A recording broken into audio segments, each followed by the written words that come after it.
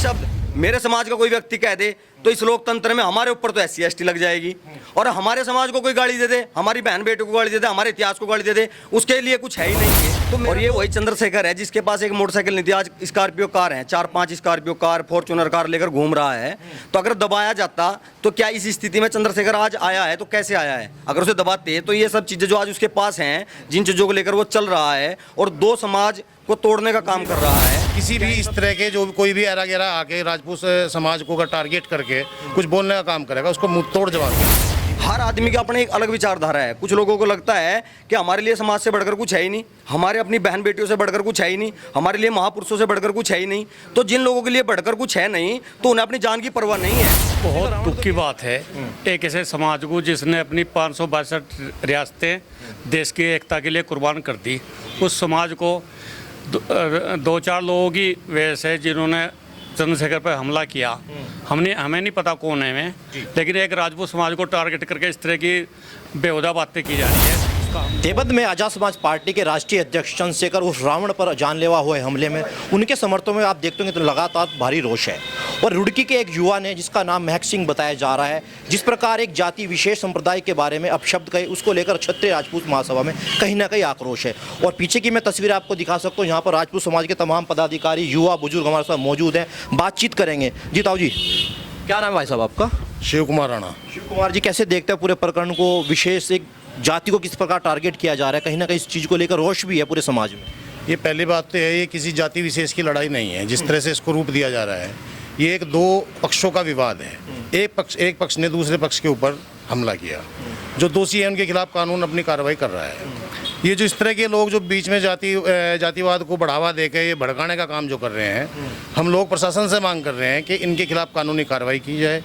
दूसरी बात, किसी भी इस तरह के जो कोई भी ऐरा गैरा आके राजपूत समाज को टारगेट करके कुछ बोलने का काम करेगा, उसको मुंह तोड़ जवाब दिया जाएगा। जी बहुत बहुत शुक्रिया। कुछ और व्यक्ति उनसे बातचीत करने की कोशिश करेंगे। भाई साहब, कैसे देखते हैं पूरे प्रकरण को? जिस प्रकार एक विशेष संप्रदाय को, किस प्रकार एक युवा अगर शब्द कहते हैं, आप शब्द कहते हो, तो कहीं ना कहीं चीज़ों को लेकर आक्रोश पूरे समाज में फैलता है। तो क्या ऐसे शब्द सही है किसी की नज़रों में? देखिए, किसी भी समाज के बारे में अपशब्दों का प्रयोग करना बिल्कुल गलत है। इससे क्या है, दो समाज के बीच में खाई खुदने का काम होता है। और मैं सरकार से और प्रशासन से मांग करना चाहूँगा, जिन्होंने इस खाई को खोदने का काम किया है, उनके खिलाफ सख्त कार्रवाई की जाए। चलिए, कुछ और बुजुर्ग व्यक्ति उनसे बातचीत करेंगे। जी भाई साहब, क्या नाम है आपका सर? डॉक्टर सुभाष चौहान, सरसावा से। क्या कुछ कहेंगे सर इस प्रकरण को लेकर? आप देखते होंगे तमाम नाराजगी है। बहुत दुख की बात है एक ऐसे समाज को जिसने अपनी 562 रियासतें देश की एकता के लिए कुर्बान कर दी, उस समाज को 2-4 लोगों की वजह से जिन्होंने चंद्रशेखर पर हमला किया, हमें नहीं पता कौन है मैं, लेकिन एक राजपूत समाज को टारगेट करके इस तरह की बेहुदा बातें की जा रही है, उसका हम बहुत उससे विरोध करते हैं। हुआ है और देखते हैं जिस प्रकार सोशल मीडिया पे एक भड़काऊ पोस्ट डालते हैं, कुछ कहेंगे इसके बारे में? काना राणा जी, देखिए, अब तक तो चंद्रशेखर केवल एक संगठन के लिए काम कर रहे थे। अब उन्होंने एक दल बना लिया, राजनीतिक दल। और कोई भी राजनीतिक दल हो, जब तक उसमें सर्व समाज के लोग शामिल नहीं होंगे, कामयाब नहीं हो सकता। जो जहर की राजनीति उसने शुरू करी थी, उसी का नतीजा वो भुगत रहा है। आप देख लीजिए, जो भी 73 साल का इतिहास है लोकतंत्र का, आज तक किसी भी बड़े लीडर पर ऐसे हमला नहीं हुआ है। किसी की आपसी रंजिश में कई बार हुआ है, लेकिन मेन टारगेट करके कभी नहीं हुआ। लेकिन चंद्रशेखर आज़ाद ने जब भीम आर्मी की स्थापना करी, तब से लेकर आज तक आप पुरानी सोशल मीडिया खंगाल लीजिए, उसने हमारे समाज के लिए ऐसे ऐसे शब्द कह रखे हैं। और समाज में भी कई तरह के व्यक्ति हैं, युवा भी हैं, बुजुर्ग भी हैं। बुजुर्ग समझाने का काम करते हैं, युवा समझाने का काम करते हैं, लेकिन हर आदमी की अपनी एक अलग विचारधारा है। कुछ लोगों को लगता है कि हमारे लिए समाज से बढ़कर कुछ है ही नहीं, हमारे अपनी बहन बेटियों से बढ़कर कुछ है ही नहीं, हमारे लिए महापुरुषों से बढ़कर कुछ है ही नहीं। तो जिन लोगों के लिए बढ़कर कुछ है नहीं तो उन्हें अपनी जान की परवाह नहीं है। चंद्रशेखर रावण तो कहते हैं दलितों की, पिछड़ों की और वंचितों की में लगातार प्रयास होता है, वो मेरी आवाज़ को दबाने का काम करते हैं। देखिए, तो लोकतंत्र है, अब राजतंत्र तो है नहीं, हम किसी की आवाज़ दबा लेंगे। और ये वही चंद्रशेखर है जिसके पास एक मोटरसाइकिल नहीं थी, आज स्कॉर्पियो कार है, 4-5 स्कॉर्पियो कार, फॉर्च्यूनर कार लेकर घूम रहा है। तो अगर दबाया जाता तो क्या इस स्थिति में चंद्रशेखर आज आया है? तो कैसे आया है? अगर उसे दबाते तो ये सब चीज़ें जो आज उसके पास हैं, जिन चीज़ों को लेकर वो चल रहा है और दो समाज को तोड़ने का काम कर रहा है, क्या ये सब चीज़ें संभव थी? अब देखिए, विपक्ष लगातार सुरक्षा को लेकर तमाम सवाल उठा रहा है। बुलंदशहर में हमला होता है, फिर खतौली में हमला होता है, और किस प्रकार देवबंद में जो आत्मघाती हमला है, तो इस हमले को आपकी निंदनीय नहीं कहेंगे? क्या कहेंगे? देखिए मैंने आपको बताया है, हर आदमी की अपनी एक भावनाएं हैं।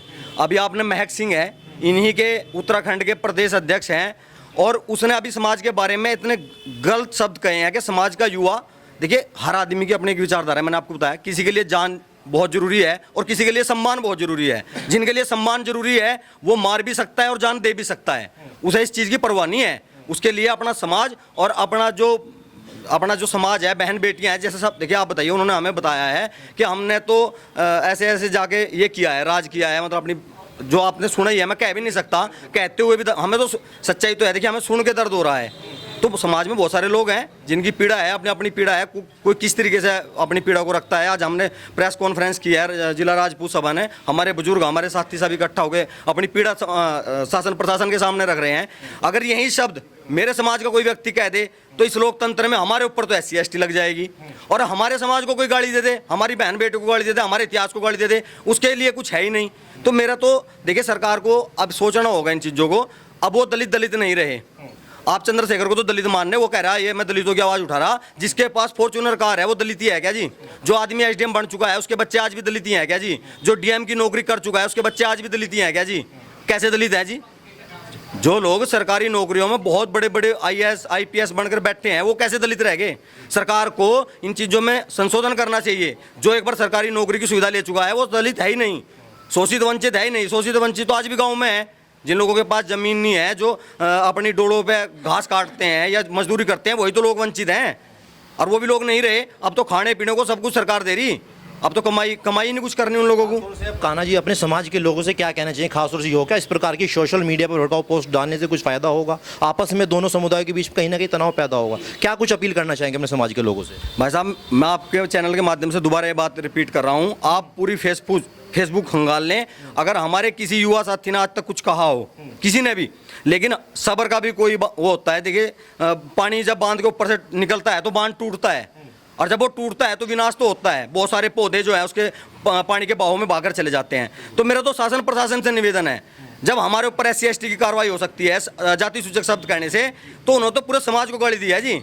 उनके खिलाफ अगर प्रशासन कार्रवाई कर देगा तो जो युवा है उनमें भी संतोषजनक कहीं ना कहीं ये बात रहेगी भी शासन प्रशासन ने कार्रवाई की है। धन्यवाद हमारे साथ जुड़ने के लिए कान्हा जी। तो तमाम आपने देखा कि जो क्षत्रिय राजपूत महासभा के जितने भी युवा थे या बुजुर्ग थे, तमाम उन्होंने अपनी बेबाकी से अपनी इस मुद्दे को लेकर आया रखी। आपकी इस वीडियो में क्या रहा है कमेंट बॉक्स में लिखना ना भूलें। फिलहाल इतना ही, धन्यवाद। खबर को अगर आप फेसबुक पर देख रहे हैं तो हमारे फेसबुक पेज को लाइक और फॉलो जरूर कीजिए, और अगर आप यूट्यूब पर देख रहे हैं तो हमारे चैनल को यूट्यूब पर जाकर अभी सब्सक्राइब कीजिए।